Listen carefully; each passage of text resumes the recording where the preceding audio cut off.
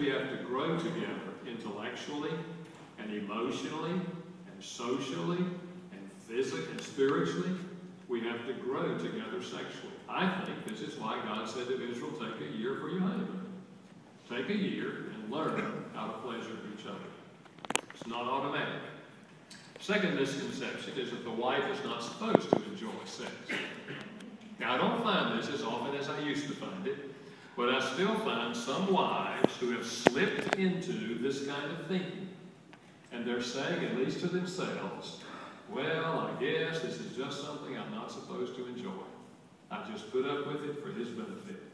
That's not the biblical picture. The biblical picture, it was designed of God to be a mutually meaningful experience. And if it is not, then we ought to find out why. And we ought to address the problems. And we'll look at some of those in a moment. Third misconception, that sex is unimportant, especially after the first 10 or 15 years of marriage. Now, I want to say this very dogmatically. I do not believe that God intended sex to be put on the shelf after 15 years of marriage. We are sexual creatures as long as we live. And we're to be relating to each other sexually throughout a lifetime. Now, I know that as we get older, our bodies change. I know that disease can often affect us sexually. Medications can affect us sexually.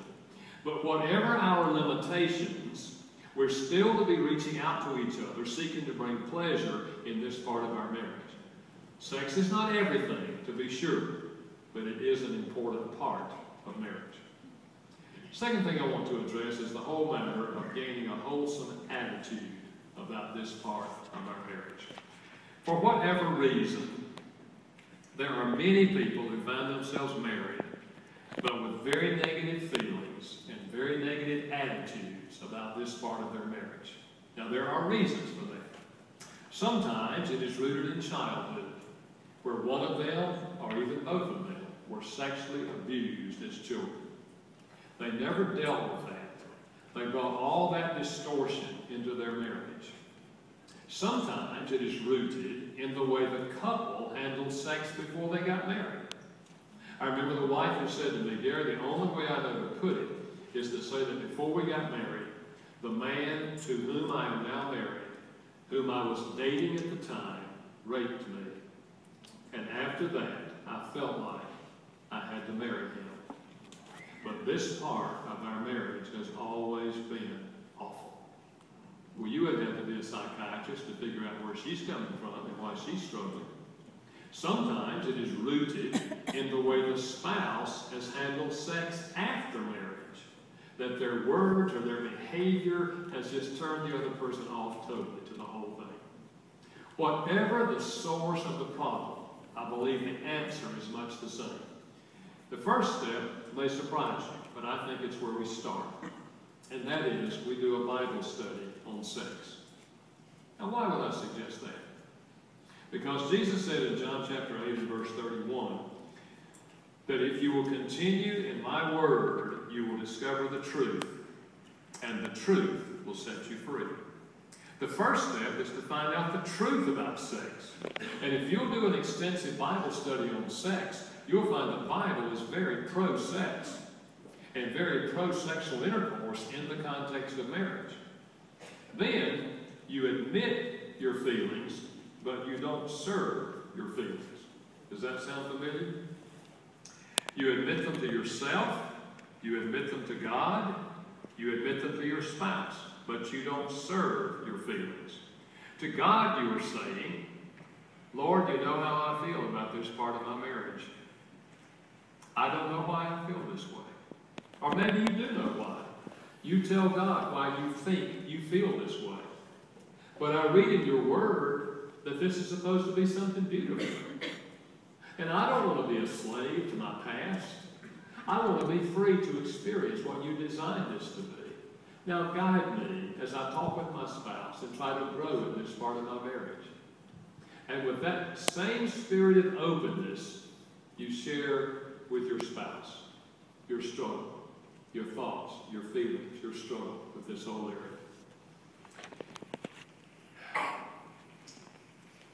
That leads me to talk about the spirit of openness and communication with your spouse. Don't assume that your mate knows your thoughts and your desires in this part of the marriage. I can tell you, they don't. 1 Corinthians 2:11 is the verse I gave you yesterday. Who knows what's going on in the mind of a man? Answer, only the spirit of that man which is in him. Remember I said only you know you? The only one who knows what's going on inside of you is you. Ladies, I know that some of you think in your mind, why can't he just understand and respond to me in a positive way that'll be meaningful to me so that I can be responsive to him? Why doesn't he just read my mind and do what he should do? Or why doesn't he read a book at least and find out that there's such a thing as female sexuality? Ladies, I hate to discourage you, but he is never going to read your mind. Never. And he may read a book and miss the most important part if you're not there to talk about it. And the same thing is true on the other side. You know what I believe to be true? Talking to men all over the country.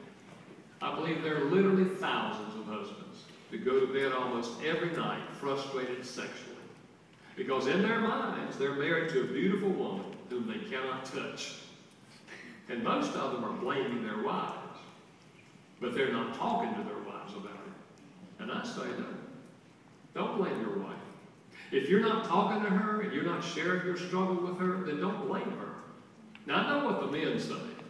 It doesn't help to talk to her. I've talked to her for 5 years. Nothing happened. No need to talk to her about it. And I know if you talk and nothing happens, you can get discouraged.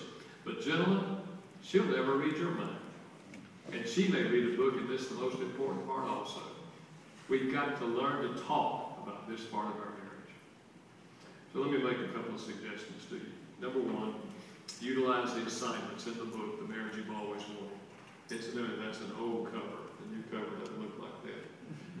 Took my picture off so people would buy the book. It's a blue book now. And most of the time I do the seminar, we have these books available, but I didn't ship them here, so you'd have to go online to get this. But essentially what this assignment is this. You can actually do this yourself. But the assignment is this. There's a long list made by husbands, another long list made by wives, in which they're saying, these are things I wish my spouse would do or not do that would make the sexual part of the marriage better for me. You take the list made by others, you check whatever you want to check, and you add whatever you'd like to add, and then you sit down and talk with each other about it. But you can do it yourself. You can just go home tonight and take a sheet of paper. And as a wife, you can just say, okay, what are the things that my husband could do or not do that would make the sexual part of the marriage better for me? And you just write it down. And the husband could do the same thing. And then you sit down and talk about what you said. It's just an easy way to get conversation started about this part of your marriage. The fourth thing I want to address is understanding sexual differences. And the first area of difference I want to address is the difference in the area of the nature of sexual needs or sexual drives. For the male, the sexual drive is physically based. For the female, it is far more emotionally based. Now, please don't misunderstand me.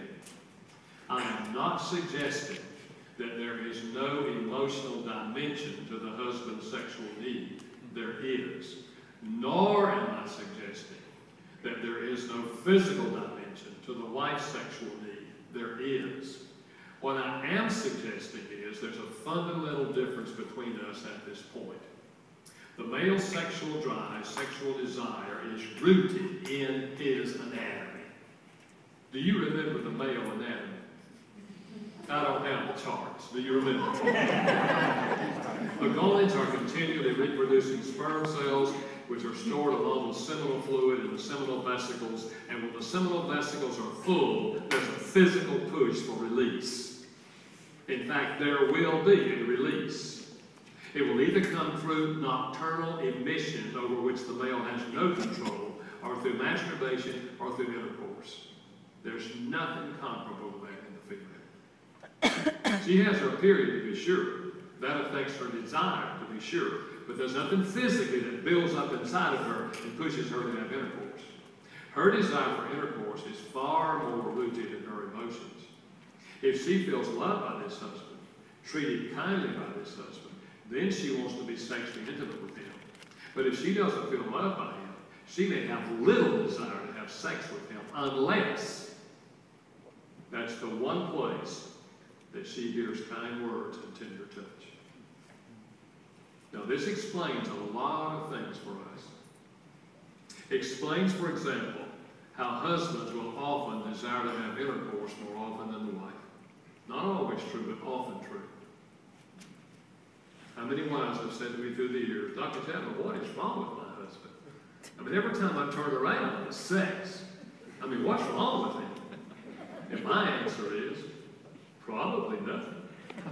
He's probably just a male. And very regularly he has this buildup of seminal fluid that pushes him to want to have intercourse. And since he's married to you, he'd like to do it with you. Probably. But gentlemen, you understand what I'm saying?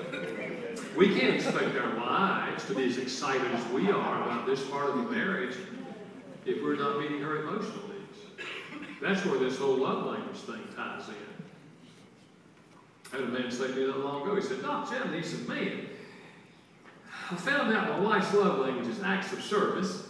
And he said, she told me that when I take the trash out, she finds that sexy. He said, Dr. Chapman, if somebody had told me that, I'd have been taking the trash out twice a day. He said, nobody told me that. Well, nobody told a lot of men that. But the reality is, if we don't learn her love language and speak her love language, we're making it very difficult for her to be responsive to us sexually. But when we communicate love to her in her language, we're making it much easier for her because we're meeting that emotional need. Another difference is the difference in the nature of physical response.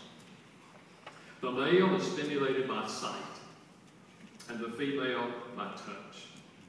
And I really should add a lot of other things to the female, because it's not just touch. It really depends on her love language. But there's a difference.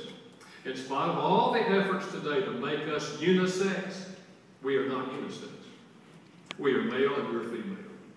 Now this difference explains how a husband can simply watch his wife getting undressed, ready to come to bed, and by the time she gets undressed, he's ready to have intercourse. I'm sorry, guys, they can watch us undress and be unmoved. I mean, the thought never even crossed their mind. So I say to the wives, if you don't want to have intercourse, you better undress in the closet. If you do, then here's one way to stimulate it. Now, this also explains why men are far more tempted by pornography than are women. And guys, let me just say, if you're going down that road, let me beg you to turn around. It leads nowhere good. It never enhances a marriage. In fact, it's a death blow to a marriage. It denigrates women. And ultimately what happens, if you walk down that road to the end, it will end in idolatry. You'll be worshiping at the altar of another God. You will have taken the gift of God, sex, and made it God. And if you're that far down the road, you'll have to have God's help to get out. It's just as addictive as alcohol. And you'll have to have the touch of God to get out of that. I beg you, turn to a pastor, to a counselor, somebody, and let them walk with you and come back in the real world. And if you're just starting down that road, let me urge you to burn the bridges and come back into the real world and engage with your wife. It leads nowhere good. Another difference is that in the context of intercourse itself, the male's physical emotional response tends to be fast and explosive. The female response tends to be slow and lasting. If you look at the curve in the book, The Marriage You've Always Wanted, the male curve will go like this. Very fast to climax, very fast back to a normal physical emotional state. Female curve will go like this. Slow and steady. Finally reaching orgasm. Slow and descending back to a normal emotional state. Why? That's the way God made us. If we understand that difference, we cooperate with that difference. One of the most common problems associated with that difference is premature ejaculation. Husband reaches climax, he's finished, it's all over, she's lying there thinking to herself, what was supposed to be so great about this? Now let me throw this in. Because so many couples get married with the idea that every time we have intercourse, we will have simultaneous climax. It'll be heaven for both of us. And they get married and they don't have simultaneous climax, and in a few weeks they're asking, what's wrong with us? Or more likely, what's wrong with you? The fact is, we don't ever have to have simultaneous climax to have mutual fulfillment. What is important is that each of us experiences climax or orgasm if we desire.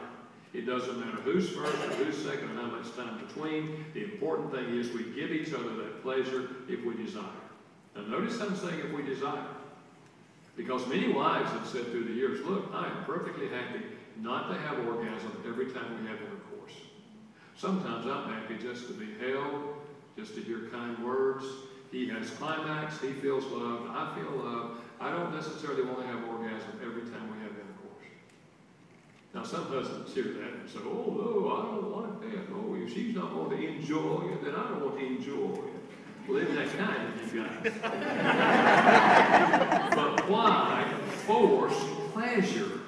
No question about it. It takes far more energy, time, and effort on the part of the wife for her to have orgasm than it does the husband. And sometimes because of fatigue and other reasons, like a noise she heard 3 blocks away, other reasons, she doesn't want to go through all of that. And she shouldn't have to. Folks, it doesn't have to be a hassle.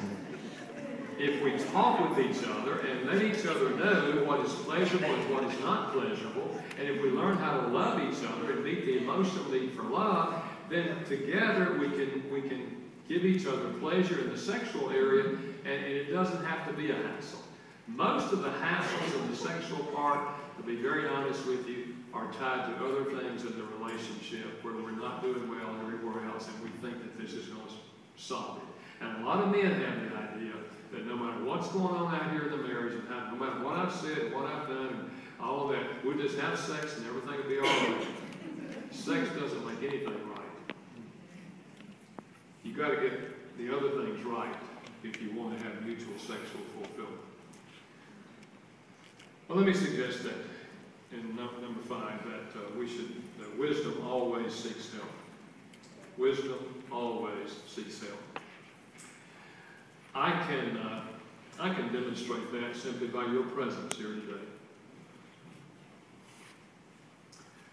I can basically guarantee you that you are some of the more mature couples in your churches. The people who really need this kind of help don't come. Why? They're too immature to come. They're the kind of people who have the attitude, I don't need to go to a marriage conference. Why should I go to a marriage conference? Don't need somebody to get up there and tell me how to handle my marriage or how I'm married. You can look at them and tell them what a good job they're doing. Look at their spouse if you really want to know. No, mature people are always trying to learn. And let me suggest some places that you can find help. And Let me suggest, first of all, that help is readily available. I made that statement once in another country, and a man came up to me after and said, Dr. Chapman, that's not right. Help is not available in that country. Well, I don't have the slightest idea who I can go talk to in my country. We don't have Christian marriage counselors. But in America, in all 50 states, help is readily available. I mean good help. Let me suggest some places to find help. Number one is conferences like this.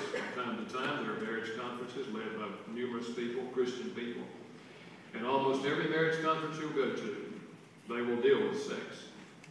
Because sex is an important part of marriage. And you can learn something even in a conference setting. I hope you've learned something here today that's going to help you in this part of your marriage. You can learn something at conferences. A second source of help is books. And the book I'm recommending is not one that I wrote, but I really, really like. It's called The Gift of Sex. The Gift of Sex. The author is Clifford and Joyce Penner. P-E-N-N-E-R. You can find it in any Christian bookstore. You can find it online. P-E-N-N-E-R. Clifford and Joyce Penner. The reason I like this book, it's written by a husband and wife team, both of whom have been active in helping people in this area of marriage for years. And the second reason I like this book is they don't skip over the questions. You probably haven't had a question they don't deal with in this book. It's just very, very, very, very helpful. And then the third source of help is to listen to your spouse. Listen to your spouse. Your spouse is the expert on himself or herself. So ask the questions. Honey, what do I do that just turns you off to the whole thing? Or what could I do that would make this better for you? And listen to what they say. Because they know what's going on inside of them. And if you ask, chances are they'll tell you. And you can take that into account. And then I'm going to give you a fourth that's not on the screen, but that's counseling. Counseling. If you try number one, number two, number three, and you don't get any help, it doesn't get any better, then by all means, find yourself a Christian counselor, sit down with him or her, and let them help you in this part of your marriage. You don't have any problems that other couples haven't had similar problems. And you may as well get the help of someone who's been trained and has experience in helping couples in this part of marriage. So let me challenge you to reach out. Well, people say, well, Gary, how do you find a Christian counselor in this area? Best way I know, you call the churches in your community that you trust. And you ask the pastors or staff members, whom do you recommend for help in this area? Typically, pastors know who the Christian counselors are. And if that doesn't work and you can't find somebody that way, you can always call Focus on the Family, their 800 number. They have counselors there during the daylight hours, and they can help you find somebody in your community as well. It's not that difficult. And then there's a group called American Association of Christian Counselors, AACC.com, and they have a whole listing of counselors all over on all the states. So it's not that hard. What I'm saying is this. If you had a pain in your side or anywhere else in your body that persisted for a week or so, chances are you'd go to a doctor. Well, if you have a pain in this part of your marriage, don't rock on for 30 years. Reach out, take a step to go see somebody and let them help you in this part of your marriage.